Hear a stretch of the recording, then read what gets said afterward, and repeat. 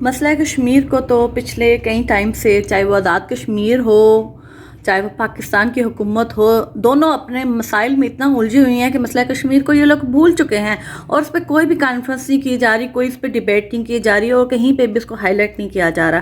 میں یہاں پہ آج صرف اتنی چھوٹی سی بات اپنے نوجوانوں کو کہنا چاہتی ہوں، جو خاص طور پہ آزاد کشمیر میں جو اسٹوڈنٹس ہیں،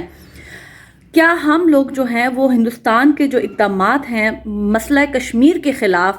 خاص طور پہ آپ یہ دیکھیں کہ وہ کس طرح سے اپنی موویز کے ذریعے ہمارے گزشتہ جو ہیروز گزر چکے ہیں، چاہے وہ علاؤدین خلجی ہے، احمد شاہ ابدالی ہے، محمود غزنوی ہے، یا لاتعداد ایسے ہیروز جو گزر چکے ہیں جنہوں نے برصغیر کے اوپر حکومتیں کی ہیں، انہیں جو ہے وہ جو ہمارے رول ماڈل ہیں، انہیں یہ ویلن کے طور پہ جو ہے یہ پیش کریں اپنی موویز کے ذریعے۔ وہیں پہ جے کے ایل ایف کی جو تنظیم ہے، جب وہاں پہ وہ فعال تھی 92 کی ملیٹنسی میں، انہوں نے کشمیر کو آزاد کروانے کے لیے جو اقدامات کیے وہ خراج تحسین ہے، پاکستان اس کو ویلیویبل کرتا ہے،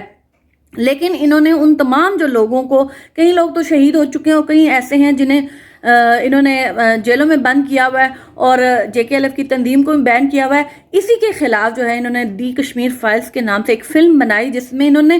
اپنے لوگ جو کشمیری پنڈت ہیں انہیں مظلوم دکھایا گیا، اور جبکہ جو آزادی کی تحریک لڑنے والے لوگ ہیں انہیں دہشت گرد دکھایا گیا۔ میں صرف یہاں پہ ایک اور بات کرنا چاہتی ہوں کہ کیا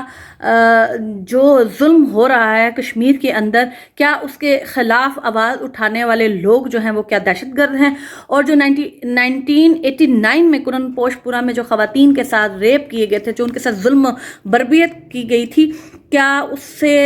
سے بڑی کوئی دہشت گردی ہو سکتی ہے؟ ہندوستان اپنے گربان میں جھانکنے کے بجائے ہمارے وہ تمام ہیروز ان کے خلاف وہ فلمیں بنا رہے، اور ہماری یہاں پہ قوم سوئی ہوئی ہے۔